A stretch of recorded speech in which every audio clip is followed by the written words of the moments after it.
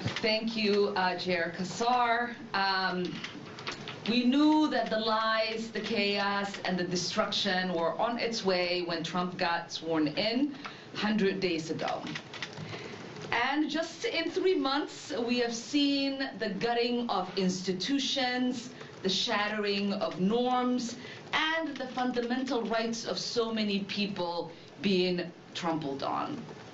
We have watched Trump tear through our government like a wrecking ball by destabilizing federal agencies, undermining the rule of law, and lashing out against anyone who dares to dissent. Trump said he would fight for workers. Instead, he handed the federal government over to a billionaire, Elon Musk, who fired tens of thousands of public servants whose only crime is doing their job. And what do we have to show for it?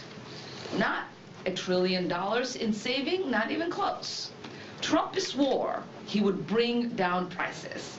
Instead, his reckless tariffs have rattled markets, interest rates are soaring, and the threat of recession looms.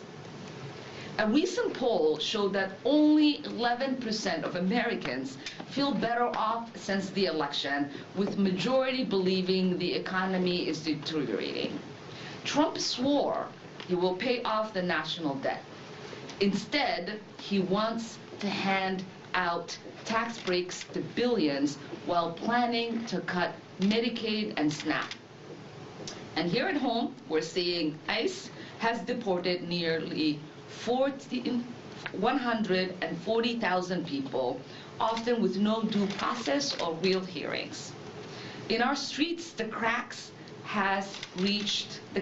has reached a terrifying new level. Students have been disappeared. Their only crime is daring to demand an end to a genocide. This is the behavior of a dictator. They are trying to turn our government into a weapon to punish enemies and reward friends. But I am here to tell you that this is not normal. Just last week, I spoke with students, small business owners, and seniors in my district. I listened to seniors and veterans who said, with tears in their eyes, that after a life of service, they are now afraid their Social Security checks will vanish into the pockets of billionaires. This fear is real, but so is our resolve. We will not allow billionaires to run our democracy like it is one of their business ventures to strip for parts. We fight because we believe in an America that is big enough, brave enough, and free enough for all of us.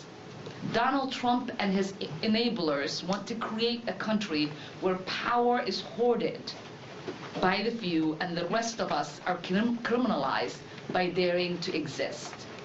If they thought the first 100 days of chaos would break us, they were wrong. Because across this country, millions of us are standing up for our human rights and our democracy. Judges are fighting back to block these unconstitutional executive orders. Here in Congress, we are fighting back every single day. We are fighting to protect immigrant families from mass detention and deportation. We are fighting to prevent horrific cuts to Medicaid, SNAP, and Social Security. It won't be easy, but we must continue to organize, to speak out, and to build a future that reflects our highest ideals. Thank you, and I'm proud to introduce Representative Pramila Chayapal, Chair Emerita of the Progressive Caucus.